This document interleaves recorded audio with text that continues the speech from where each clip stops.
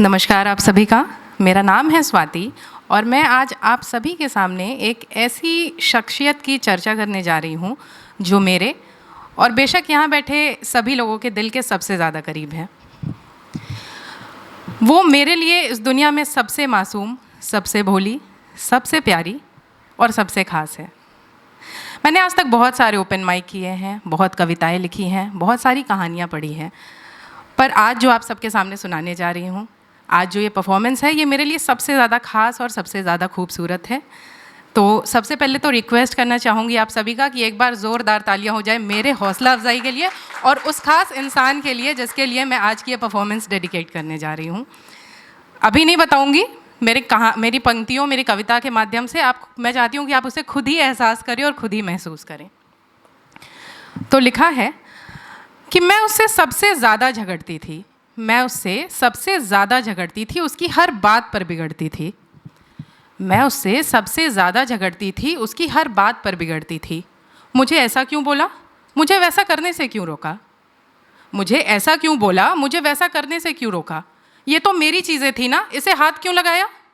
अरे ये मेरे कपड़े हैं, मुझे क्या पहनना है, ये तुमने मुझे क्यों बताया। मुझे ऐसा क्यों बोला, मुझे वैसा क्यों बोला, मेरी चीज़ों को हाथ क्यों लगाया, मेरे कपड़ों को क्या पहनना है, मुझे क्यों बताया।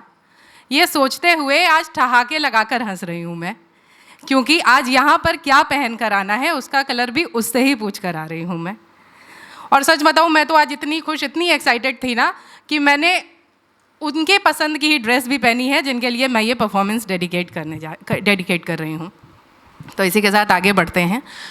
आगे लिखा है कि मैं उससे सबसे ज़्यादा चिढ़ती थी, मैं उसकी हर बात पर चिढ़ती थी, पर अब सुबह एक उसका फ़ोन ना आने पर चिढ़ जाती हूँ मैं।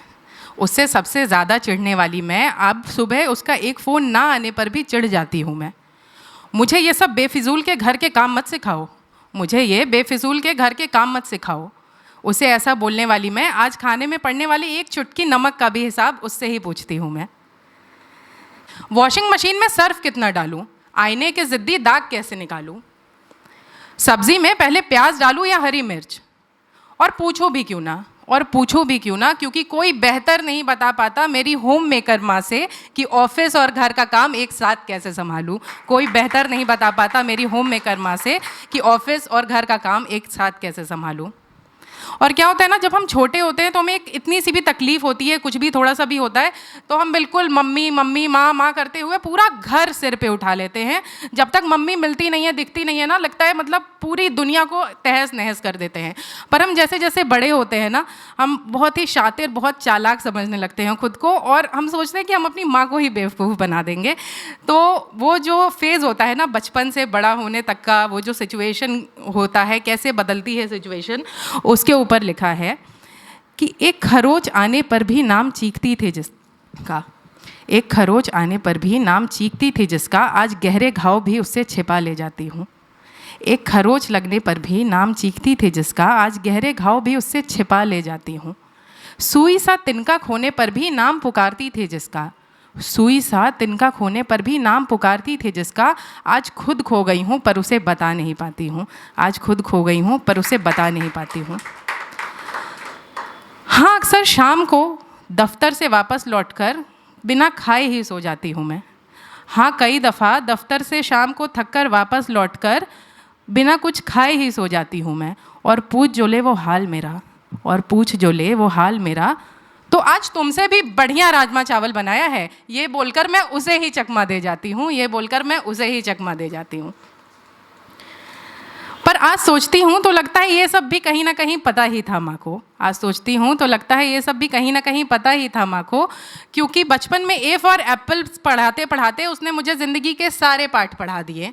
बचपन में ए फॉर एप्पल पढ़ाते पढ़ाते उसने मुझे ज़िंदगी के सारे पाठ पढ़ा दिए। बचपन के खेल खेल में उसने मुझे ज़िंदगी के सारे तजुर्बे सिखा दिए। माँ ने मुझे परेशानियाँ छिपाना नहीं, माँ ने मुझे परेशानियाँ छिपाना नहीं, उससे डटकर लड़ना सिखाया है। माँ ने मुझे परेशानियाँ छिपाना नहीं, उससे अकेले डटकर लड़ना सिखाया है। और मेरी माँ ने मुझे इतना आज़ाद, इतना स्वतंत्र, इतना स्वावलंब बना दिया।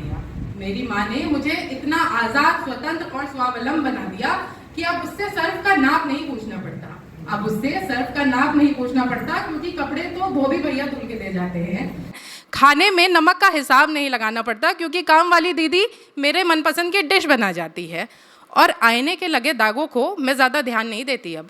आईने के लगे दागों को मैं ज़्यादा ध्यान नहीं देती अब, क्योंकि मैले माहौल में कैसे है मुस्कुराना वो भी मेरी माँ ने ही मुझे सिखा दिया। क्योंकि मैले माहौल में कैसे है मुस्कुराना वो भी मेरी माँ ने ही मुझे सिखा दिया। So thank you so much everyone for all the love, patience and support, and just cheer it up for all the amazing mom in this world. Thank you so much.